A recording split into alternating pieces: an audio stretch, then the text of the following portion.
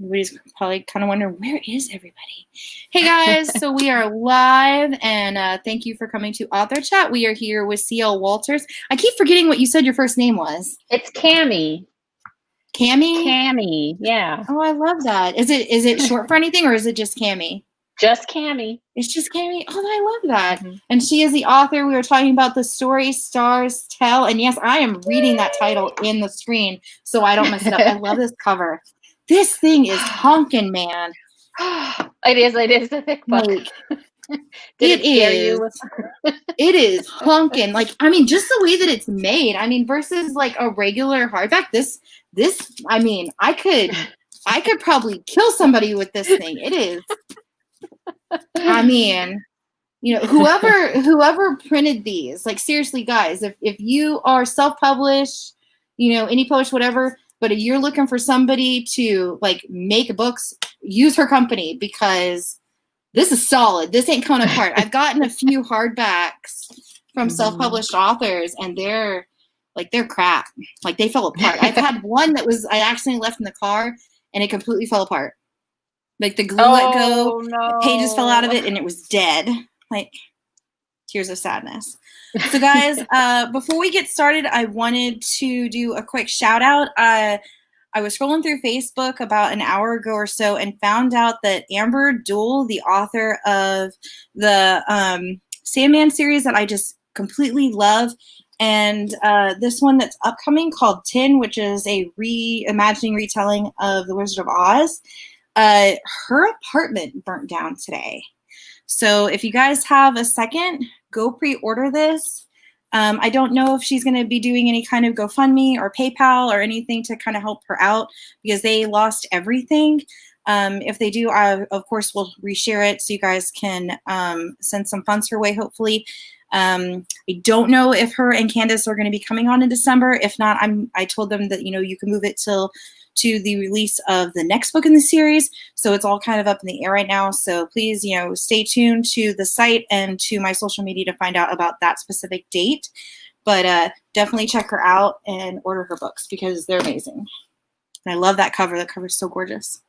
All right, so we are going to be talking with, see, and I forgot your name already. Cammie. Cammie. Yes. Cammie. Oh my goodness. It's horrible. That's okay. So you guys know the drill. If you guys have questions, you can toss them in the live chat. If for some reason YouTube decides that it's going to be like, no, you can't do that, you can toss them onto Twitter or Instagram and DM me, and I will find them. If you are physically posting them, make sure you tag me so I can find them. So my phone, wherever I did with it, goes off because, you know, I lost it. Okay, so there's the phone. All right, so of course, Cammie, tell us a little bit about you and your stories. And my goodness, you're like just writing. You're a writing machine. I'm a writing machine. Yeah, every time I look at like your Instagram or something, it's like, oh, I've got a new book coming out.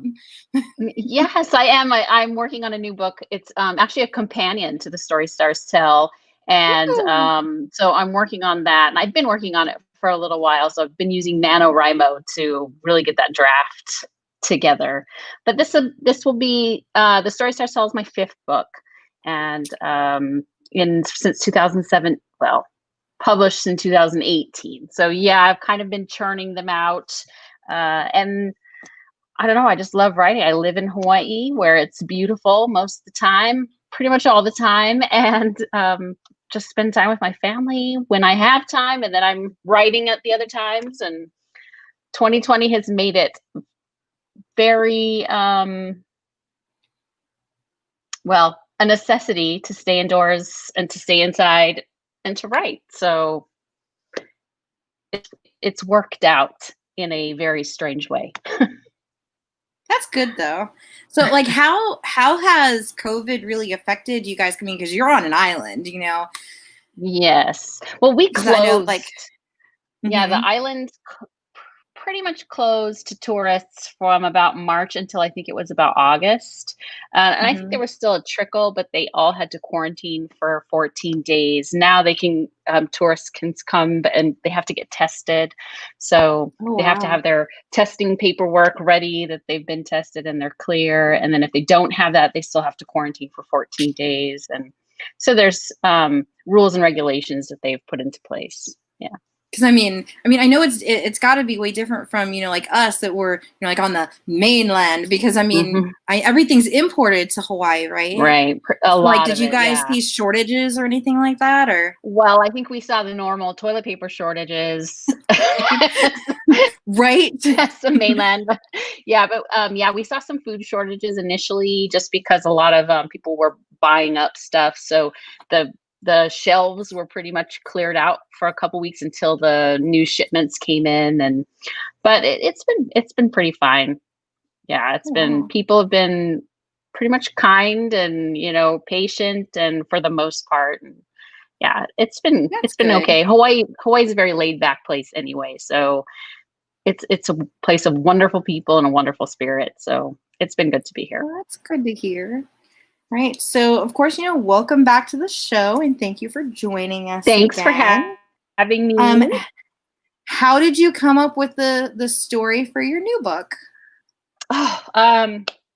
Well, you read The Bones of Who We Are, so I had just finished that book, and you also know that was a very difficult book to write. It was since it was dealing with mental illness and suicide ideation, it was I was kind of in a blue place, and I was like, I just need to write something fun, and I don't really want to worry about so much. And so I just started writing this scene of this girl who has her head in her locker, and there's this boy across the hall, and she's got this massive crush on him. And I just started asking, how come she won't go talk to him? Like, what's going on here? And then that was the first scene I wrote. It did make it into the book, and it just blew up from there. And that's kind of where it started, was trying to get my own mind and my own writing creative journey out of that kind of darkness of that last book. And then I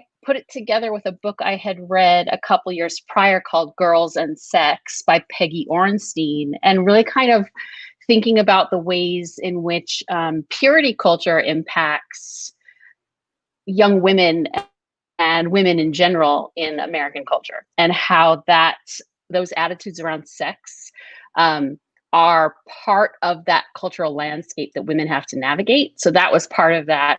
And then I also thought, flip side, how does then toxic masculinity impact the male perspective? And so that's kind of where that story bloomed and originated. Well, it definitely worked out. This is one of the best well-rounded books that I've ever read. Oh, that is so nice. Thank you for that compliment. See, we have a writing question. It says, what is your favorite Emma Tanner moment? Oh, so many. I absolutely love when it's kind of towards the beginning of the book, and they're standing on the cliff, and that ends up being, about one of the second scenes I wrote. And it's the senior send off. They're standing on the cliff, and both of them have a choice of whether or not to jump from the cliff into the water below. And Emma is terrified, and Tanner asks her to be his jumping partner. And so they jump together, and I loved that scene. That's in some movie too. I remember that from some movie, that the kid gets out of the car and they go and it's like the prelude to the actual movie, and they go and they jump off the cliff. For the life of me, I cannot remember what movie that is. But it's kind of like the same thing, Lynn. And I guess they haven't let go since then. It's gonna drive me insane. When you remember, make sure you DM me. Right? It's like, yo, go watch this. Yeah. If anybody knows what movie that is, let me know. Because it's right in the beginning of it. It's like the tidbit before the actual movie starts. Because it's when they were kids, and then and it's I grabbed her hand and I never let go or something, and then they jump off the cliff. Man, it's gonna drive me insane now. So how do you bring characters to life? Do you get their names first, their personalities, the characteristics? Do you use a form? How do you create your characters? So my characters usually have a name pretty quick. It usually will start out with the name, and then I'll have maybe a scene in mind. So I'll write the scene, and then I'll start in my head talking to them. So I'll talk to them and find out more about the scene and what their attitudes are about the situation. And then it just kind of grows from there. And when I get stuck, I will often interview them. So I will sit down with my journal and I'll just talk through my journal. I will pose the question, the character answers, and it's just kind of a stream of consciousness discussion that happens to help me really kind of hone in on what their motivations are and why they behave certain ways in certain situations. And it helps me get to know them a little bit better. So that's really kind of how those characters are formulated. It's really organic, actually. It isn't a form template or anything that I use. Okay. Awesome. Hey, I think that's good, because I know I've heard a lot of authors, they're like, yeah, no, I have to they have a form to fill out for their characteristics and stuff, and they just fill everything out, and they're then they just come up with a name with baby books or something. And it's I remember one, and she's like, yeah, I just close my eyes and doodle on the keyboard and make something out of it. It's that's awesome. Right? It's that's awesome.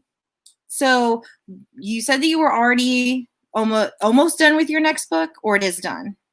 No, I'm drafting. So I'm almost you're done still with drafting. a first draft. Yeah, almost done with the first draft. And it's called In the Echoes of This Ghost Town, and it is about Griffin. Ooh. So he's the kind of the antagonist from the story Stars Tell. So you can imagine that it's probably not going to be I think it'll be a fun book. I really like the characters as they're starting to unfold, but he wasn't very likable in the story Stars Tell. So I'm always interested in those kind of characters, the ones that are you aren't very likable, but there's always a story about why. I remember seeing that when I was making up the posts and stuff, and they're like, yeah, this was I didn't like this person in the other book, but this, it's oh, I really love them now. And it's that's kind of nice. It's really kind of nice. Well, people are like that, right? So right. We are all flawed. So it's interesting to kind of think about why people's flaws become highlighted, and then how we can grow through them and develop. And, there's hopefully redemptive qualities in everyone. Right. And I think it's also a lot different because the other books, are from outside of their actual perspective, and then seeing it from their point of view is a lot different. So, seeing somebody do something versus actually knowing why they're doing it is, right. A lot different versus, the other. So I think it really just worked out. And it's I really love that, because it's I love when authors do things, like this, making you hate a character, then it's making you fall in love with that character, especially when for retellings. Because you have what is it, from Marissa Meyer? You have Heartless. She turns into the Red Queen, but it's through the whole story, even when she starts to make the bad decision, you're screaming at the book, no, this can't be happening. Right. So it's really It's just, I love it so much. So what do you think is going to be next for you after you get done with the current book that you're drafting? Are you going to stay with the same characters, or pick somebody else out to write a story, or? Oh, actually, I have a fantasy that I'm also working on simultaneously. Ooh. So now we're talking. It goes a lot slower for me. Writing fantasy, I think, is very challenging. I've spent most of my book life in the contemporary, so I'm really stretching my creative muscles to write the fantasy. My goal is to have that fantasy drafted early next year, so that the following year, hopefully, it would come out in 2022. That's my goal.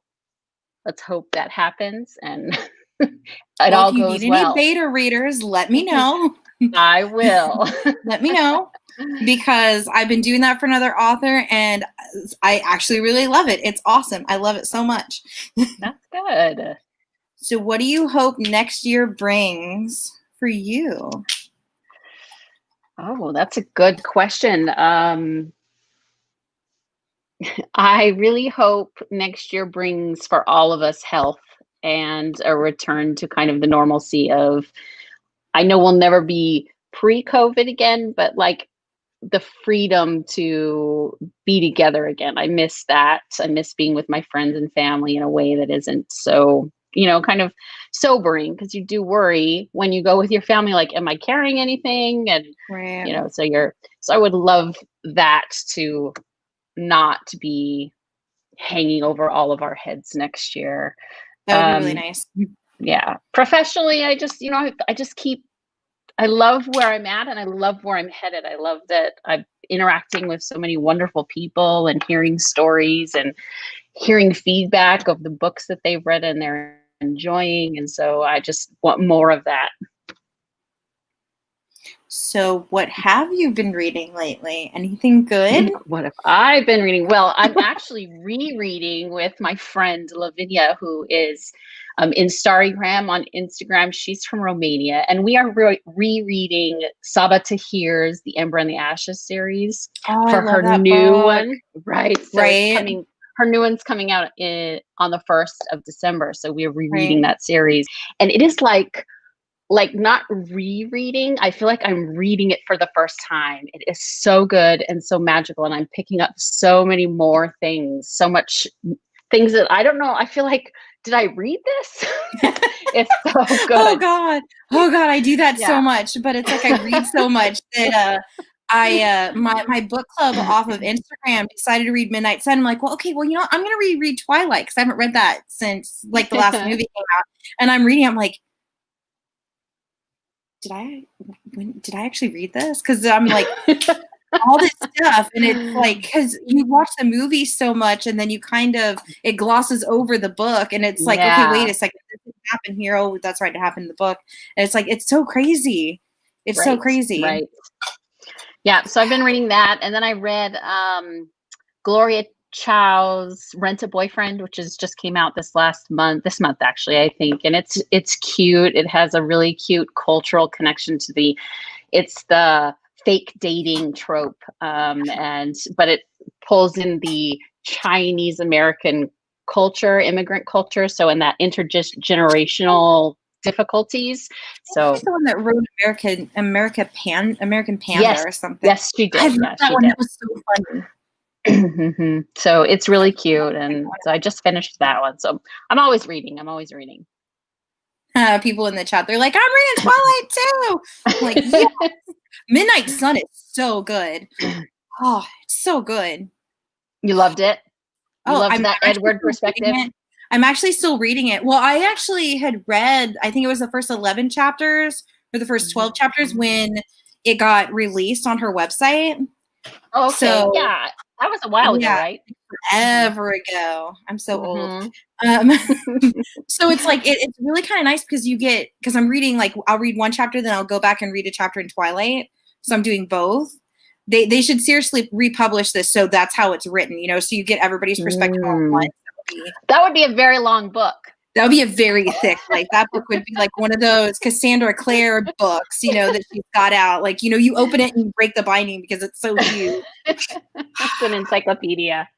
Basically. But yeah, so it's like, it's really cool how, you get one's perspective, then you get the other one's, but it's so good. It's so good. Oh, that's good. So let's talk about covers. How did this cover come to be? Because like your cover, like this woman's covers are some of the best covers that I've ever seen. Like if you saw this in the bookstore, you would not think twice about grabbing it. You would not know it was self-published. I mean, these are some of the most fabulous covers I've ever seen. I need posters. Oh, that's a good idea. Swag. The first series, I love those covers so much. They are so gorgeous. I love them too. Sarah Oliver is a magician, and I absolutely adore working with her. And the way that we work together, it's very feedback loop. So I'll send her my book blurb and some of the inspiration that I have. And if the book's ready, I send her the book and she reads it. And then she'll send me a draft of kind of what inspired her in the book. And then we just kind of do this feedback loop where I'm like, I love this. What do you think about this? And then she just rolls with it and she creates magic. Well, it's amazing. Like this, yeah. I love how this all just plays on everything else. I mean, it's so good. It's Love really it. pretty. Love I love so it too. much. So we have another writing question. Your research is always so spot on. Can you talk about your process? Oh, sure. I often will, something that I've read or already researched will inspire me. So I've already kind of done like a little bit of the groundwork. I'll draft, and then when I have their, I was going to use the Hawaiian word pukas. When I have pukas or holes in the text, then I'll go through and maybe try to fill those in. For this current book that I'm working on, I'm really focusing on toxic masculinity and have been reading a ton. So I think I'm on my 6th book of, I've read memoir. I read, right now I'm reading Peggy Ornstein's Boys and Sex, which is kind of that counterpart to the one that I read for The Story Stars Tell. So just kind of, I just read widely. I listen. I love watching documentaries. Those are just some of the things that I do to inspire me and to think and to question. I love to talk to people.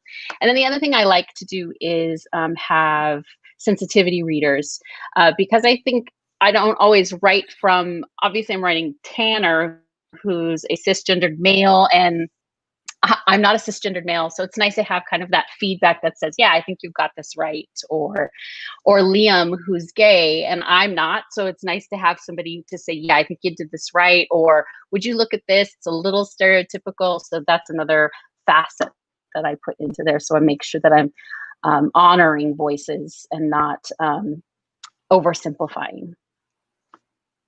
That works. So what books are you waiting for? To read. What is the Sabatahir one? I can't remember what the title is. A storm in the sky, a sky in the storm. I think it's something like that. Yeah, something like that. I can't wait. I'm so excited. Excited for that one. I'm also excited for Bridget Kemmerer's Cursebreaker, the 3rd book, The Vow of I actually something. have that. I have that for review. Oh my goodness, I'm so jealous. Yeah, those are so good. That. Those are so good. Yes. Like seriously, like, you know, if your fantasy is even half as good as your contemporary, you are going to hit it out of the park like she did. Because like, her contemporary books are so good. Yes, I love them. Letters to the Lost, like just sad, pouring sob tears by the end. By the time I was done reading that, it was so good. And then her switch to fantasy. I mean, it's like the best of both worlds. I agree. She's so good. So those are 2 books that I'm really looking forward to reading. I'm also can't wait for, and it's going to be a while, but V.E. Schwab's Shades of Magic, the new trilogy that's coming out in that same world. And I can't remember what the name of it is, but it'll be in a couple of years. But I'm looking forward to that as well. I didn't know she was doing a spinoff of that one. I know that didn't it get picked up for like a movie or something? I think it probably did. A TV show or one of those things. Like everything's getting picked up or dropped, and I'm just like, okay, I'll just sit here and wait for things to come out. Yes, please. See, how is Emma's character arc similar and different than popular YA characters? Oh, that's a good question. I think one of the ways that Emma is different is that she, and I guess perhaps I've read very widely, but maybe I haven't read one of these, is that she is the smart perfectionist, but she's also a Christian, and she's approaching her beliefs and attitudes about sexuality through that lens and trying to figure out, wait, I don't know that I believe in the patriarchy and what the patriarchy is trying to tell me about my own body, and how is this a matter of faith? So really kind of trying to grapple with that issue. And so I think that makes her a little bit different.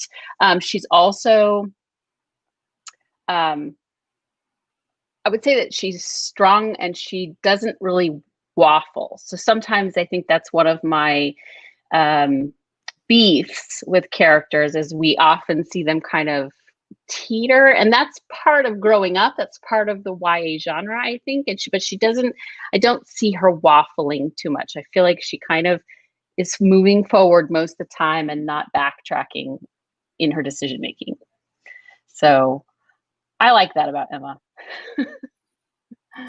And what are some tips that you could give somebody that wants to become a writer? Oh, my number one tip always is read. And I remember when I wanted to be a when I was younger, and someone said, "You got to read, you got to read." And then I read Stephen King's On Writing, and it was, "You got to read, you got to read." And I thought, no, I don't. The truth is, you do have to read. You got to read widely. I would read outside the genre that you write, read inside the genre you write, but also read a ton of stuff outside, nonfiction, fiction, different categories, and then write. You don't talk about writing, write. Just get it out on paper. Yeah, I think sometimes people think, well, I'm not talented enough to write, but writing is a practice like anything. The more you write, the better you become. So it just is a matter of making sure that you're writing, because that you will just build your toolkit and become a better writer the more you practice. Let's see, how much world building takes place before you start writing? With the story starts still, not a lot took place. And I was very purposeful actually in how I presented it, because at one point I remember drafting and thinking, oh, I need to name a town, I need to understand where they're from. And then I realized that I decided not to name the town. And if you notice, the only thing I refer to is the city. And the reason I did is because I felt like their setting could have been anywhere. Like I wanted it to kind of feel like anybody could relate to this particular crew of people, this particular place, because this is like the story. Like anybody could be a part of this story or feel connected to this story. So I was very purposeful about kind of being vague about this town. But then with my fantasy, I've spent a lot of time world building. So that I have built maps, I've built places in different cities and different areas with cultures and languages, and really kind of pulled in with the 5 themes of geography and trying to understand how these systems work. And so that has taken a lot of time for my fantasy. Wow. So it really just depends. Let's see. What would Emma Tanner and Emma Tanner's song be?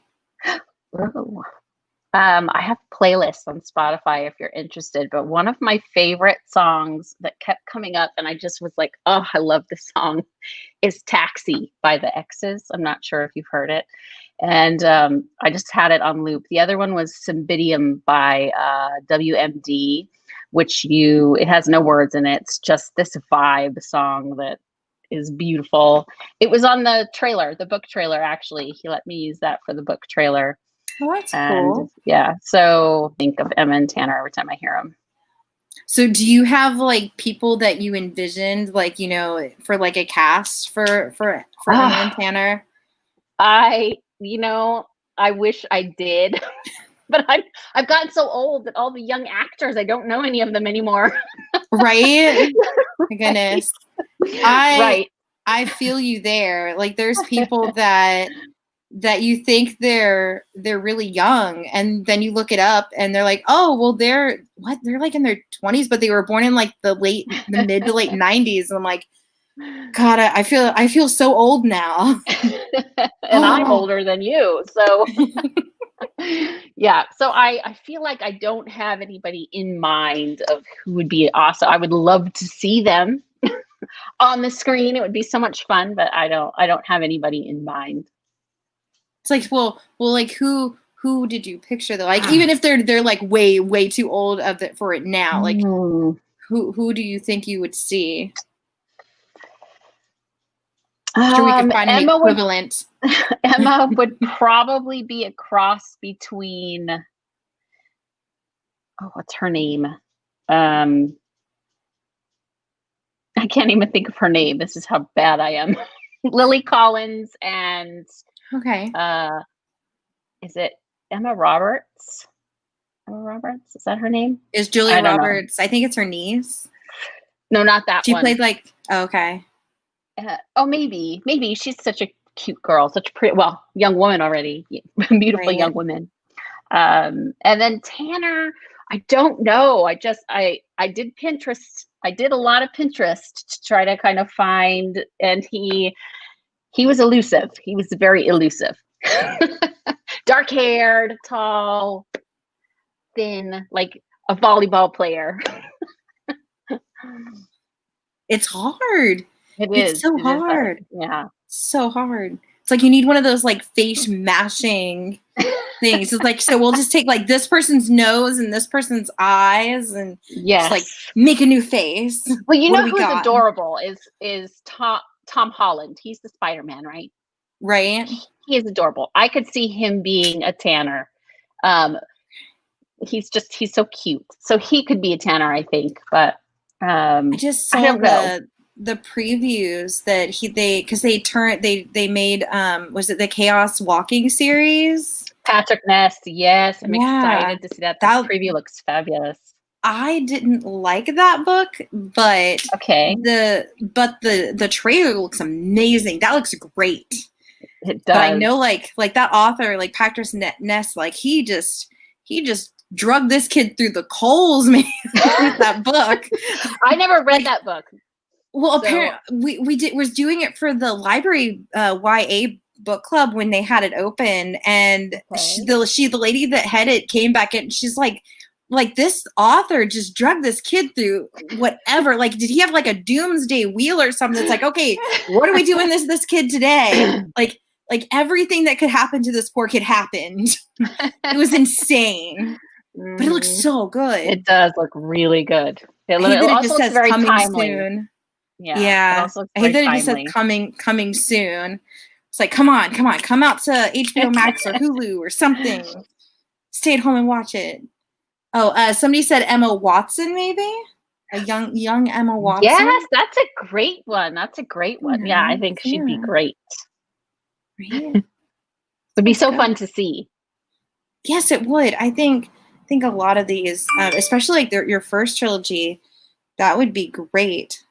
It's like people are messaging the used bookstore account that I work for.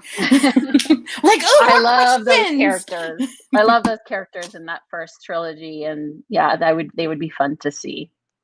I love it so much. Well, thank you so much for coming on the show. That is all the questions that we have today. Guys, make sure to check out her book and come back next Friday when we're going to be talking to D.K. Stone, who is also known as Danica Stone, which this is her other book. She also wrote All the Feels and Internet Famous. You guys can see those on the back of there, which I haven't read All the Feels yet. I have it, but Internet Famous was adorable. But she is under a new pen name called D.K. Stone. So she will be back on Friday at 5 p.m. I love these covers. Like, it's so simple. Those are great. It's so eye-catching, right? It's so simple. The blood. That is so cool. So she will be back. Well, she will be on the show Friday the 27th at 5 p.m. Eastern Standard Time, and that will be our last show for November. And then the next show for December will be on the 4th at 5 p.m. I'm cheating. I've got my list here. And that will be for A Curse of Roses. And then Danica Stone will be back on the 5th at 5 p.m. for Switchback. And then we have the Quantum Weirdness of the Almost Kiss. That is such a mouthful for a title, but I love it. And Amy Noel Parks will be here on the 10th at 5 p.m. And then, of course, Tin is up in the air right now. Guys, if you want to see our full list of all the authors that are coming on next year, make sure to check out the site, crossreviews.com, and go to Author Chat. We have January and February are full. There will be 2 authors a week, and it has exploded. If you have a favorite author that you want to see them on the show, if we haven't already booked them, please tweet out to them, Instagram them, tell them to come and talk to me, and I will get them on the show.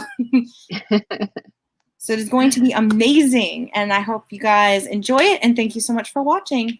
Bye. Thank you.